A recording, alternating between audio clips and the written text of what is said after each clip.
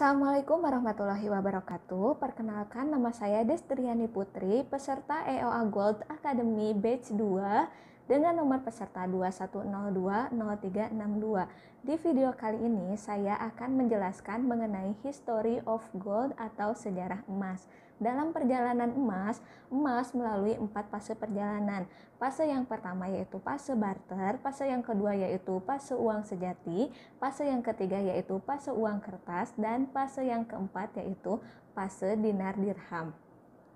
Lanjut ke pembahasan ke fase yang pertama. Fase pertama yaitu barter. Fase barter diperkirakan terjadi pada tahun 6000 sebelum Masehi di Mesopotamia. Lanjut, apa sih barter itu? Barter adalah kegiatan antar manusia dalam melakukan tukar-menukar barang tanpa adanya perantara uang untuk memenuhi kebutuhannya. Contoh-contoh barter yaitu bisa terjadi pada ikan bertukar dengan gandum, roti bertukar dengan tepung, kain bertukar dengan bahan makanan, hewan bertukar dengan sayur, dan lain sebagainya. Ada beberapa kelemahan dalam sistem barter tersebut. Sistem barter memiliki kelemahan yaitu barang sulit dipecah, barang sulit menentukan kadar tukarnya, barang sulit dibawa, barang mudah rusak, dan susah menemukan kecocokannya. Nah, contohnya misalnya dalam contoh tadi kambing bertukar dengan kain. Susah menentukan kadar tukarnya, apakah cocok, apakah seimbang. Satu ekor kambing bertukar dengan satu helai kain. Mungkin ada di antara salah satu pihak yang merasa dirugikan dan satu pihak merasa diuntungkan. Maka dari itu, beberapa kelemahan yang terjadi pada sistem barter itu banyak yang terjadi kelemahannya. Maka manusia mencari alternatif atau cara lain untuk memenuhi kebutuhannya, maka lahirlah alat tukar yang disebut uang. Jadi lanjut ke fase kedua yaitu fase uang sejati.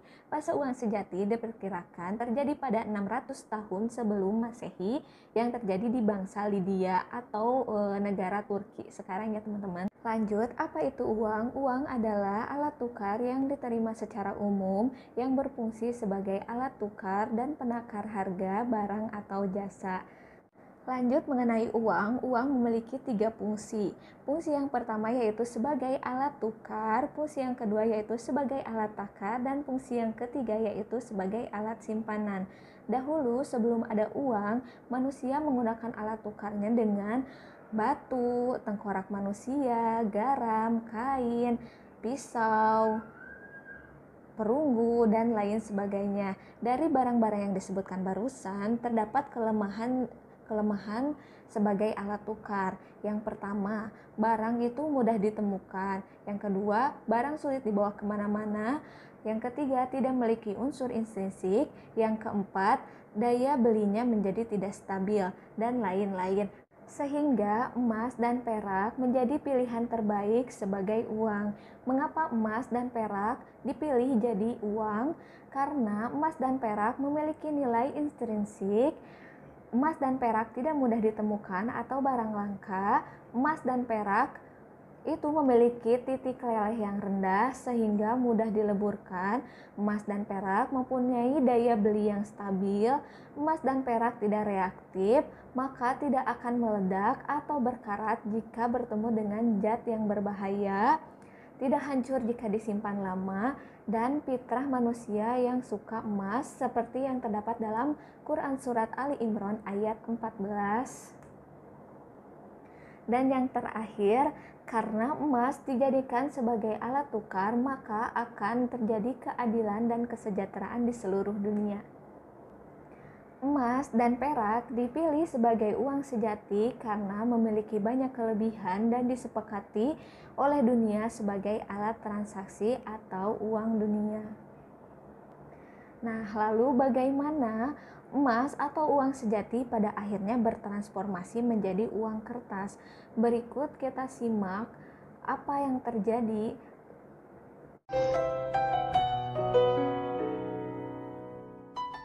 In the long, long ago, people bartered. They traded things they had for things they wanted. I'll trade you my raspberries for that there pot pie. Pada mulanya, orang bertransaksi dengan tukar-menukar barang atau disebut barter. Transaksi ini dirasa kurang praktis karena harus bawa-bawa barang kemana-mana. Then one day, a goldsmith walked up and said, Lalu, datanglah bankir pedagang emas memberi solusi agar transaksi perdagangan menjadi lebih praktis. Now, everybody thinks gold is valuable, so why doesn't everybody trade gold for things they need? A price was set for gold, and now it was very easy to conduct commerce because people could trade gold for all the things they needed. Maka dimulailah babak baru. Emas, juga perak dan tembaga dijadikan alat tukar alias uang. Ini adalah kondisi ideal, sebab emas itu ada nilai intrinsiknya.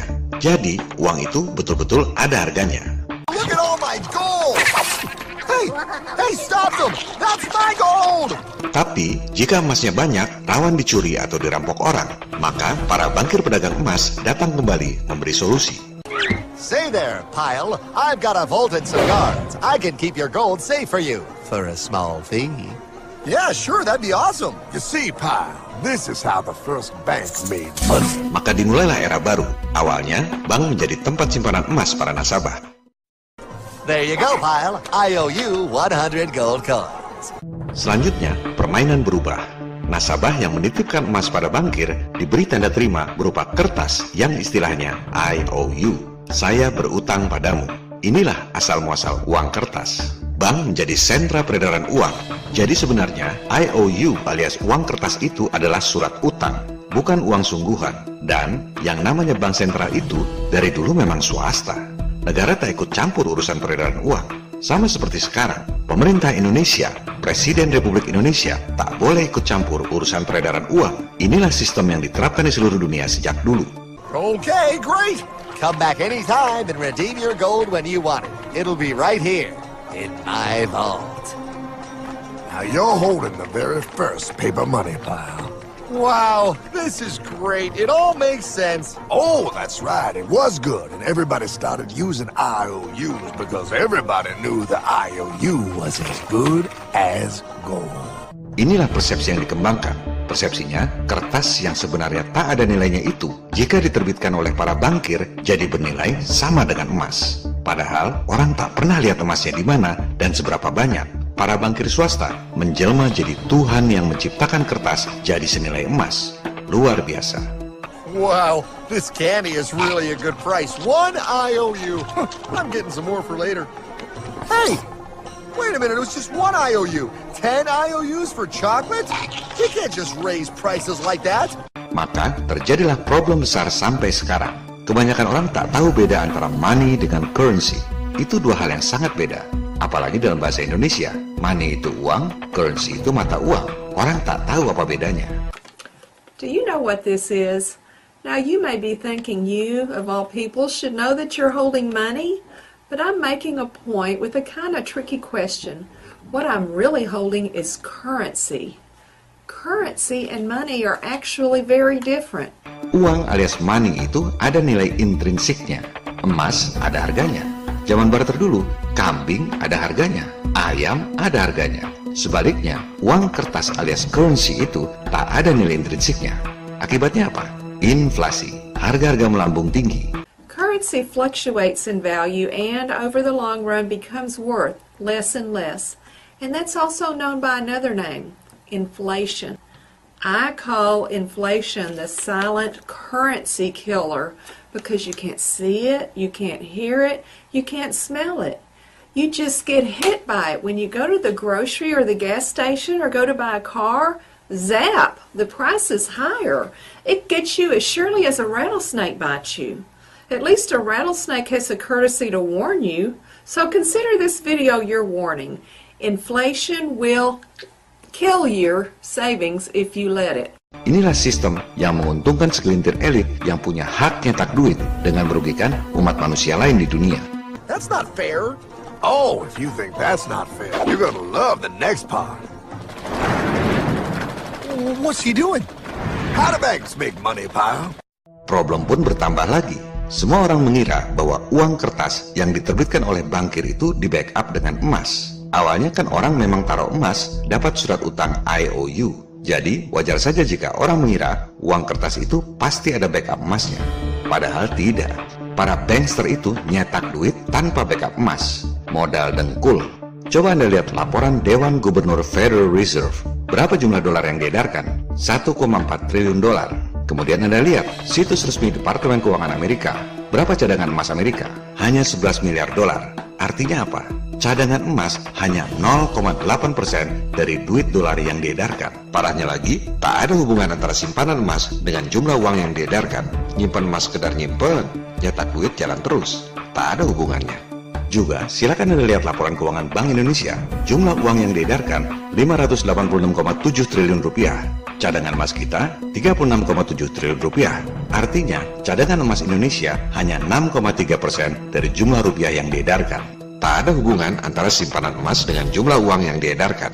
He prints more IOUs without any more gold, loans them out for interest, makes a pretty penny, and nobody is the wiser. Unless everybody wanted their gold back at the same time.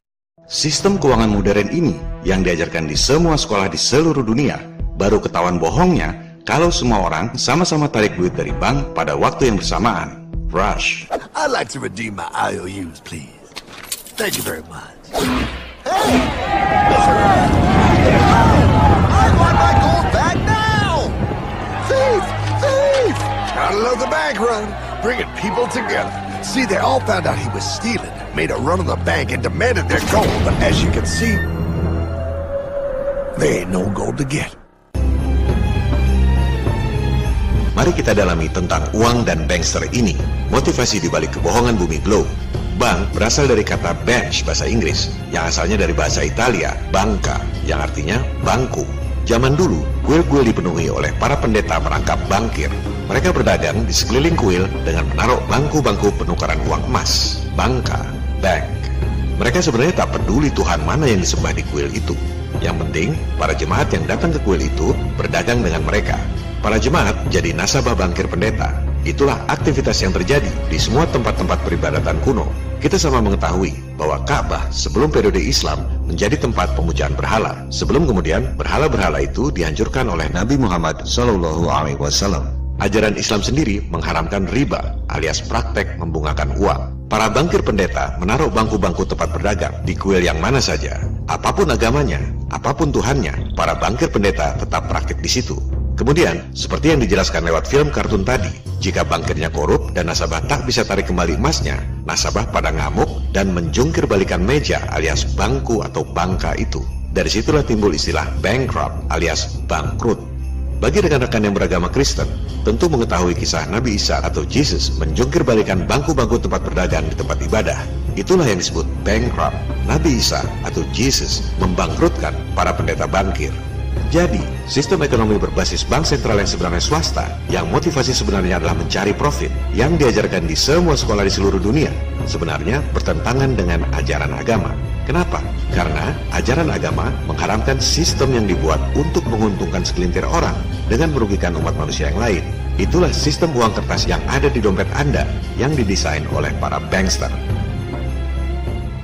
Lanjut ke fase yang ketiga, fase uang kertas yang kita sekarang sedang mengalaminya di fase uang kertas.